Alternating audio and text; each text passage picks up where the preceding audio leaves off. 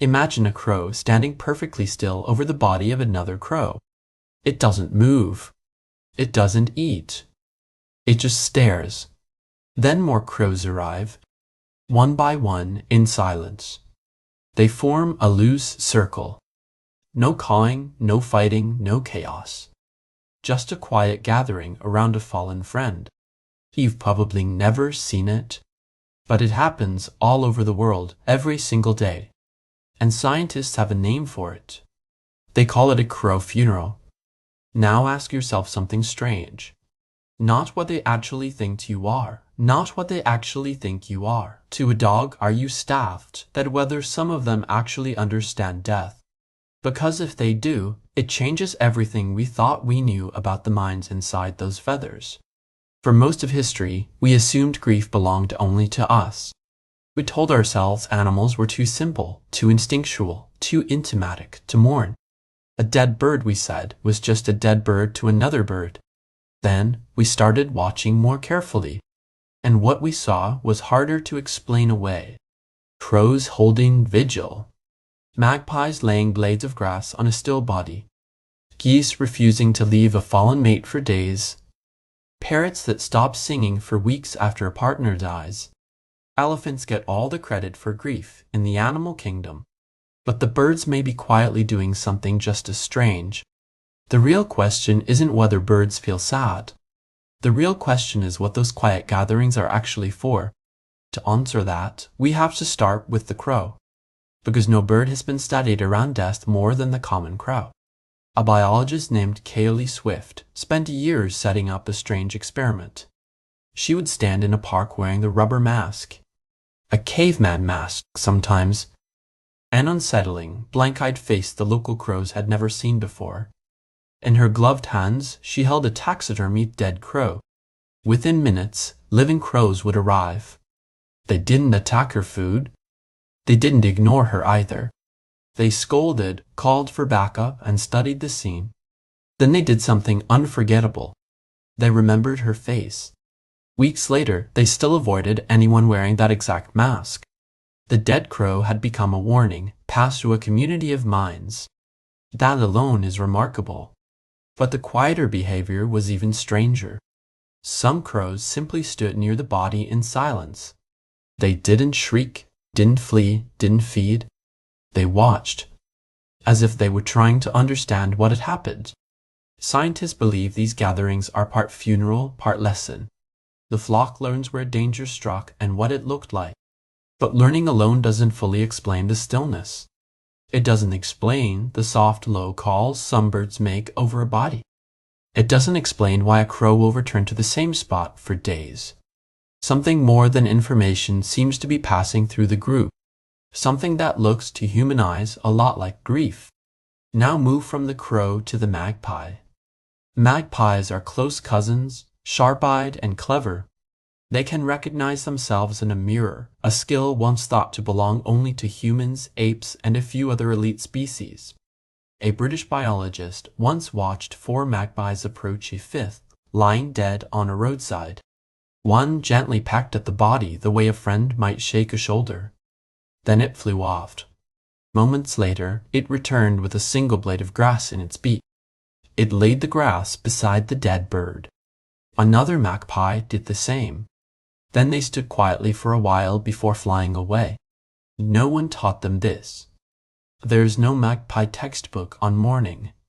And yet across different countries similar scenes have been described. A small offering, a pause, a gathering, a goodbye. You don't have to call it grief to feel that something profound is happening. But the birds that make this question impossible to dismiss are the parrots. Parrots bond for life, sometimes for 40 or 50 years. When one partner dies, the surviving bird often changes overnight. It stops eating its favorite food. It stops talking, even if it once chattered all day. It plucks its own feathers until its chest is bare. It screams at nothing, then falls silent for hours. Some sit in the corner of a cage for weeks, eyes half closed. Veterinarians have a name for the symptoms. They call it avian depression. The bird's body is healthy. Its appetite is gone. Its spark, somehow, has dimmed. If you've ever lost someone you loved, you might recognize that look. A creature still alive, but not quite present. Geese show it too, in their own quiet way. A goose whose mate is killed will often refuse to fly with the flock. It circles the spot where the partner fell. It calls into the empty air, again and again, waiting for an answer. Sometimes other geese stay behind to keep it company. Sometimes it stops eating entirely. Farmers have written about this for hundreds of years. Long before there were field biologists, there were people who simply watched their animals closely. They didn't need a study to see it. They could read it on the bird's body. They could hear it in the call that went unanswered. So what is actually happening inside these grieving minds? Scientists don't fully agree, but three ideas come up again and again. The first is social bonding.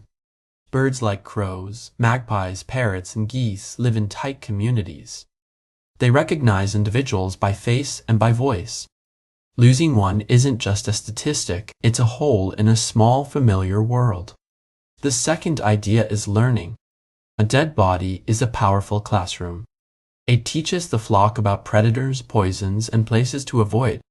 The gathering may be the bird version of an investigation. A crowd scene that exists not to mourn but to memorize. The third idea is the hardest to prove and the most haunting.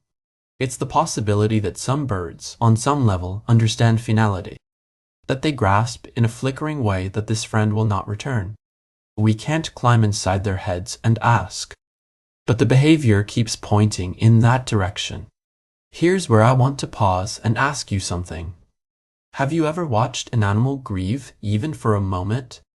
Maybe a dog that searched the house after another pet was gone. Maybe a bird at your feeder that stopped showing up with its partner. Maybe a horse, a rabbit, a parrot, a crow outside your window. Tell me about it in the comments. I read them, and these stories matter. Then come back, because the next part is the one that changes how you see your own backyard. Crows, it turns out, may not just mourn their own kind. There are documented cases of crows gathering around dead squirrels, dead pigeons, even dead cats. They don't always treat these bodies the same way. Sometimes it's curiosity, sometimes caution, sometimes something softer. Researchers have watched crows drop small objects near dead animals. A twig, a bottle cap, a feather. We don't know exactly what these acts mean to the bird. We only know they aren't random. The brain doing this is tiny. A crow's brain is about the size of a human thumb, but it is packed with neurons more densely than almost any mammal brain on Earth. In raw thinking power, a crow can rival a young child. It can solve puzzles, use tools, plan for the future, and hold grudges for years. A mind like that, faced with a dead friend, is not a blank machine. It is a problem solver in the middle of a problem it cannot solve. Maybe that is what mourning is at its core. A mind trying to make sense of an absence that refuses to be filled. And it isn't only the famously clever birds. Scrub jays have been seen holding loud gatherings around their dead, almost like noisy wakes. Western jackdaws will return to a fallen flock member and stand close, silent, for long stretches. Ravens have been observed pulling at the wings of a dead companion, as if testing for life. Albatrosses who mate for life across decades have been recorded performing the same courtship dances over an empty patch of ground where a partner used to stand. These behaviors don't fit neatly into the old story. The old story said animals are simple. The old story said grief is a human luxury. The new story is messier and far more interesting. It says emotion isn't a ladder with humans on top. It says emotion is a web woven differently in every species. And birds of all creatures sit in a beautiful corner of that web. Descendants of dinosaurs, wearing feathers, carrying feelings we are only beginning to notice. They sing. They bond. They remember. They lose. They mourn in their own quiet language. Here's the part I keep coming back to. We share this planet with minds we barely understand. A crow watching its fallen friend is not so different from us at a graveside. A goose calling into empty sky is not so different from someone whispering a name into a quiet room. The forms are different. The feeling in some shape may not be. Maybe that's the real gift of paying attention to birds. They remind us that grief, like song, did not begin with us. It was already here in the trees, long before we arrived to give it a name. If this video made you see the birds outside your window a little differently, hit the like button. It really does help small channels like this one grow. Subscribe to Animind for more stories about the secret inner lives of animals. In the comments, tell me which bird in this video surprised you the most.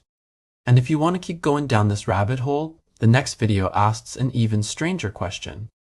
Do animals dream? And if they do, what on earth are they dreaming about? I'll see you there.